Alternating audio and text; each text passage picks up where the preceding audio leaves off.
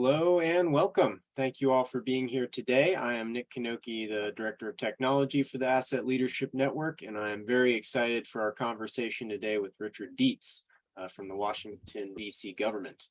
Before we get underway, I just want to thank our patron members, as well as our other organizational members that help us make everything we do possible, including the ALN Thursday at 3 programmings, our newsletter, and the upcoming event, September 16th. Before we talk a moment more about that, I just want to plug the upcoming Andrew James Advisory Group ALN A55K Professional Certification course, and that starts October 24th. So if you or your colleagues could benefit from that sort of professional development, please reach out. September. It starts September 24th? I believe so, yes. We'll confirm that later for you. And September 16th, next week already, we have a culture of value, sustainable infrastructure. That'll be our first in-person meeting in quite a long time at the National Academies. And we are very excited about that. Richard Dietz will also be speaking there. So if you want to hear more from Richard and other esteemed panelists, come check us out. And I will look up to make sure the A55K course start date and put that in the chat. Mike, do you want to say anything more about our upcoming event? Oh yeah, next week. It's coming around very soon. And we're talking today with one of our many special guests, Richard Dietz, who is representative of basically all types of assets. We're very happy that the event, while focused on infrastructure because of how much infrastructure spending there's going to be coming into the United States, we have a focus on that. But there's so much to learn from fleet asset management, IT asset management, personal property asset management, real property asset management, that we have other types of asset management that's being discussed, so there can be cross-pollination. And Richard Dietz is basically the epitome of cross-pollination. He is the project manager for the capital asset replacement scheduling system for the Office of the Chief Financial Officer at DC government. And when we first learned about what they're doing at DC government 7 years ago, maybe even 8 years ago, we were blown away by what the Chief Financial Office can do to assist asset management. And I'll save that for Richard to talk about. But we then learned that DC government is a rock star in the Government Finance Officers Association. And Richard Dietz gives presentations to other Government Finance Officer Association members, which are state and local government financial officers. And we really learned the power of the purse to establish a culture of asset management. So we've got Richard here today to give us a little preview of what he's going to be talking about when we get together in person next week. And welcome, Richard. It's been a while. Thank you, Michael. Thank you. Richard was in the first ALN A55K professional certification course with me. And we really, me and a bunch of other people from DC government and other people from the Asset Leadership Network. And it was really exciting class. And even in the class, there was much learned from the people talking to each other and sharing stories. And we highly recommend you take the class either in September or October or whenever you can schedule it in. It's quite beneficial. So we always start with, how did you get here?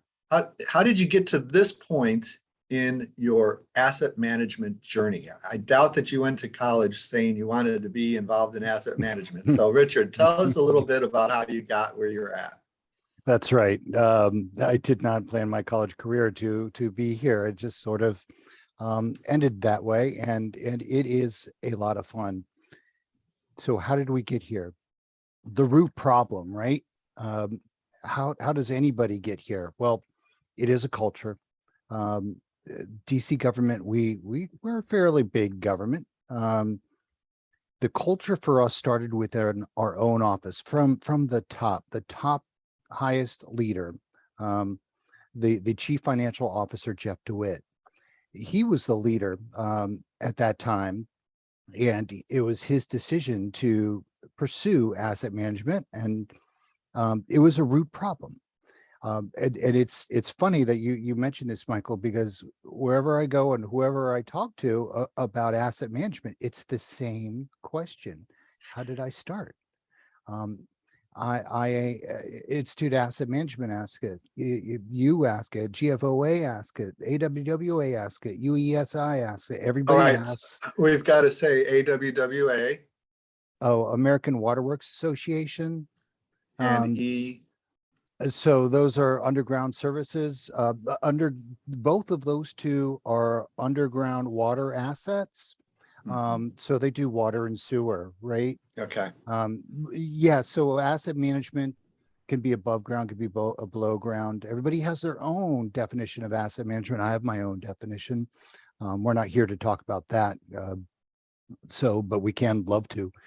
But how did we, the point of that conversation was that is a very common question. Everybody's asking it. And when I'm saying everybody, it's more in our neck of North America. The Canadians really have got it kind of nailed down, dialed in, mostly because it's a law mandated that asset management is a part of their management practices and policies. So they're a bit ahead of us. The Canadians are a bit ahead of us. But we in North America, not so much. So very, very common question. And for us, we were very lucky that our leader, Jeff DeWitt, the finance officer of OCFO, wanted to pursue this. And the reason why is we had a root problem, and this root problem we have is the same root problem that other people will have. And so what I'm about to say is applicable to you, and you're probably suffering from these same root problems. And there's 4 of them. So I'm going to talk about those 4 real quickly. Then I'm also going to give you challenges to that root problem. Okay. So there's 4 root issues that are part of that culture that start this journey. And they are, what assets do I have that I need to maintain? What is the quality of the assets that I have? How will I prioritize my capital needs? And how much funding do I have to address the capital needs? And there's never enough money to go around. And that's the big one. For example, our agencies ask for 14 billion every 6 years, but we only have 8 billion to go around. That's a lot of no's. So that's the root problem. I'm going to give you where we started to address that root problem. For us, it was schools. It was a great little, let's just call it a great niche for us to look at, because schools have facilities, they have buildings, they have fleet, right? Buses, they got all of that. And it was a great place for us to explore and start looking into this root problem. So I'm not going to go deep or dive into that, but that's a root problem. That was the culture. We used DCPS schools to explore that root culture, because you don't want to jump right in. I mean, you have to jump in, but we wanted to jump in with a small bite. So that was a root problem, but it goes a little deeper, and there's challenges. There's challenges such as, we know we want to go down this path of asset management, but how do we sell it, right? We were faced with many challenges of getting data. We're challenges by getting faced with people to buy into the system. There are so many lessons learned. There's a definite clear root problem, and getting there is challenging, but you're going to need support from your leaders. So I hope, Michael, that answered your question about the root problem for us, which I think is applicable to a lot of those 4. I think is applicable really to a lot of people, and a very, very common question everyone's asking. And then we've got somebody here asking, how do you address number 3, prioritization? Mm-hmm. Prioritization goes hand in hand with funding.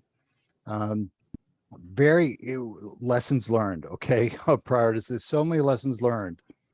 Prioritization. How do you prioritize a capital project? So for us, our definition of asset management, I should probably start with that because everybody else's might be a little different.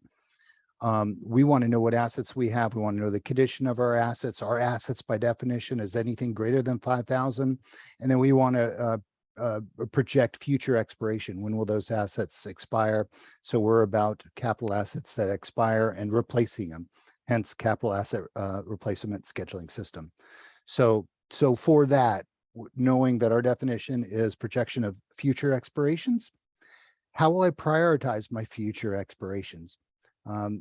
That was our focus. So prioritization of capital projects that are happening in the future. Well, you need to understand what your capital projects are. I'm not going to go into condition of assets. I'm just going to talk about projects. There's assets and there's projects. We prioritize the projects which have the assets in them.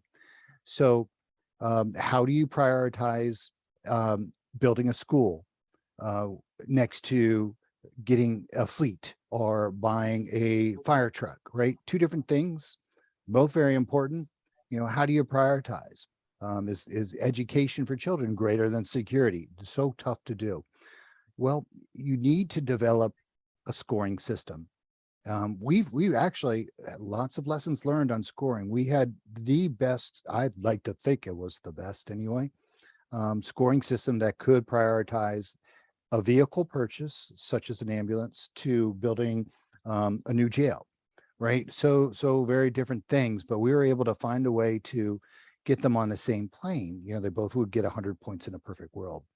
The problem was it took a long time to prioritize. Each capital project had 28 points to score on. That's how we got them all on the same plane, and we could get them all equal in terms of evaluating and prioritizing. It just took so long. So we found a way to shorten that and get the prioritization down to 3, 4 really ways to prioritize a project. But prioritization is so important and very key. And it is something that you can implement right now without investing in an asset management system. An asset management software system, because once you start prioritizing, you are establishing a systematic approach. So I think that's what you mean, right? Correct. Okay. So Yes. what are the 4 points? Got to share those. So there's 4 point. What I'm going to share is the points have to be specific. The points are going to be different for everybody, and the points change.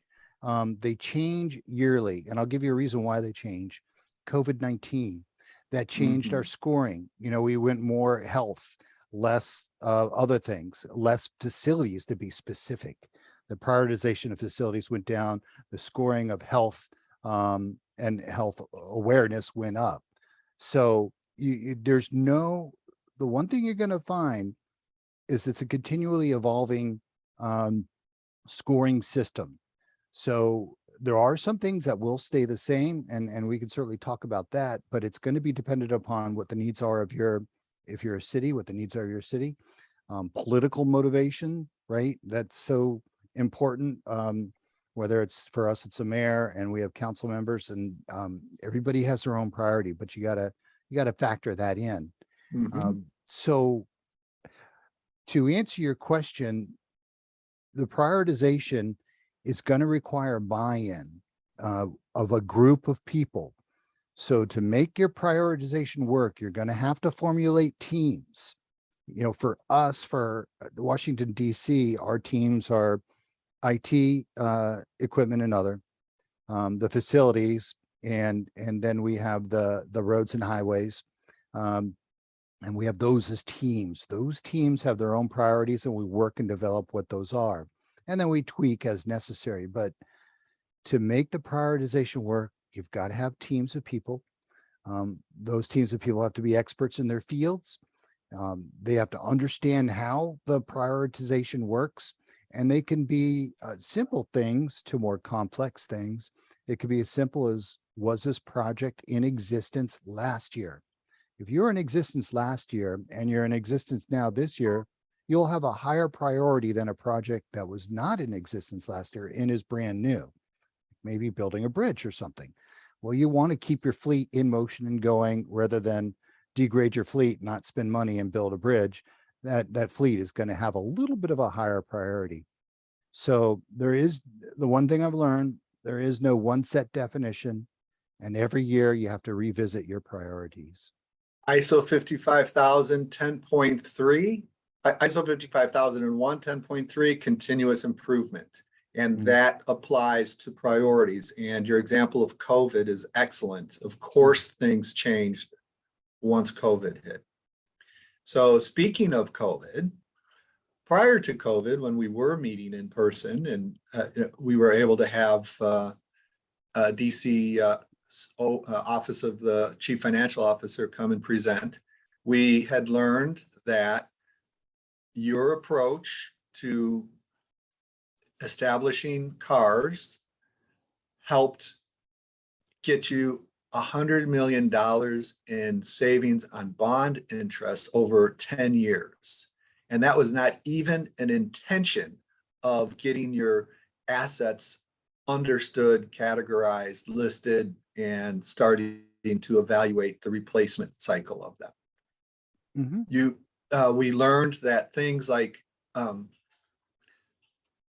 monthly order of fire truck tires that just came, whether you said you wanted them or not, was detected, and you eliminated that. You know, you must have had a warehouse of fire truck tires and you said, stop that. So you've had all kinds of savings from managing the assets better, but you also had this huge savings because the bond rating agency said, okay, we're going to lower your interest rates because you have your stuff together.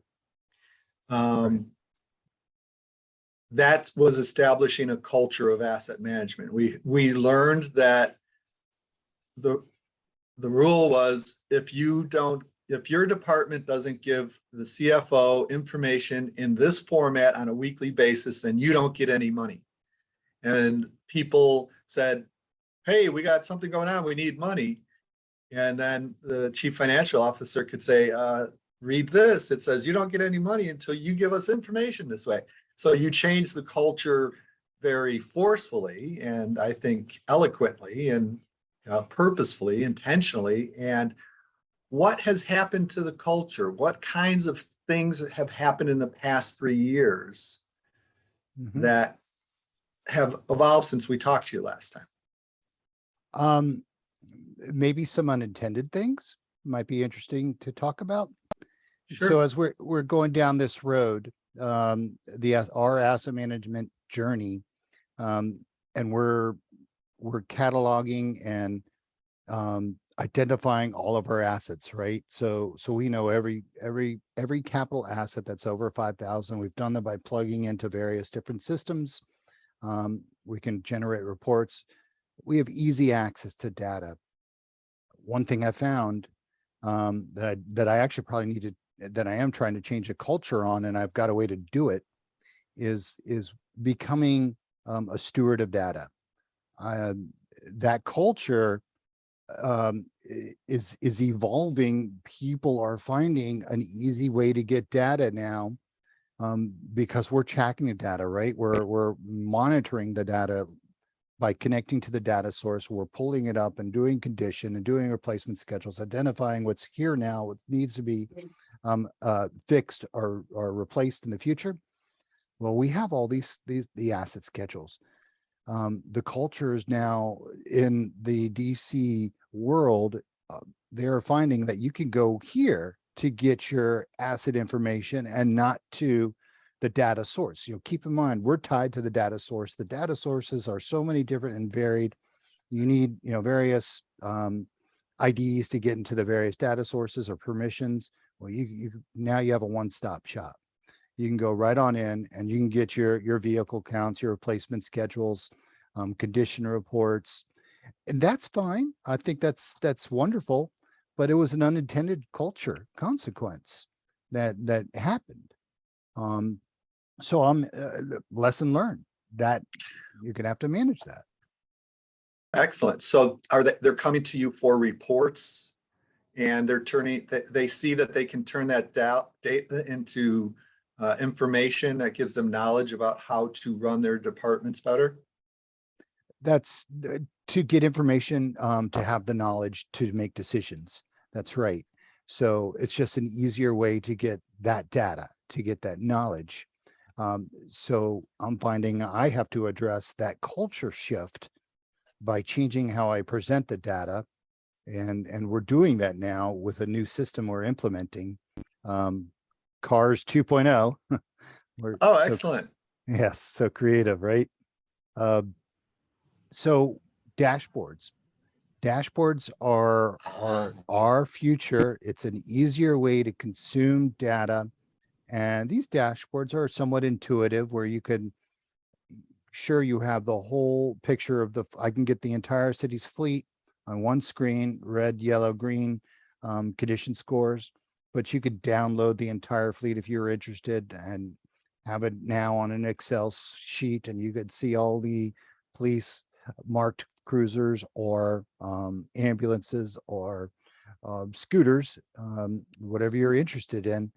And I'm addressing that culture shift through upgraded reporting. So Excellent. culture constantly changes. Yeah, excellent. So I moved away from the very important topic of scoring a little too quickly. And we've got a question about the important aspect of scoring, which is, how do you get stakeholder involvement in the prioritization process? I think that's really wonderful. The way you started to introduce that is, ISO 55001 4.2 involve all relevant stakeholders. And there's nothing more important to involve the stakeholders about than the scoring of how to use the $1 the best as possible across all your asset categories. Okay. The only way you're going to make this work is you have to have a team. You have to bring people in, you have to get them involved. So I think I mentioned briefly that we have 3 teams, the equipment, IT, other, the facilities, roads and highways. They do prioritize the projects, but they also assign a score to those projects. Now, you have to do this. We have roughly about 25, 30 people any given budget period to do the scoring. Scoring takes a long time. But these groups of people, I do not influence, interact, or communicate with them. I'll help set up the score templates and score sheets. I make it easy for them to do the scoring. That's my level of involvement. That should be, if anybody in a position or seeking a position that like this, you cannot be involved in the scoring. You transfer that power to those stakeholders. For us, that's mostly the mayor's team, and the people that have the decision makers in each individual agency, right? So we have 33 agencies of the 100 agencies in the district. 33 participate in the capital projects. We have representatives of those agencies in the score teams. They do the scoring. It takes weeks, literally, to go through 300 capital projects. That's how many we have every 6-year period. Our budgets, every year we do a budget, but the budget's always for a 6-year period. So they are the scorers, but there's more to it. There's more to that. One of the problems you're going to find, and there's always lessons learned.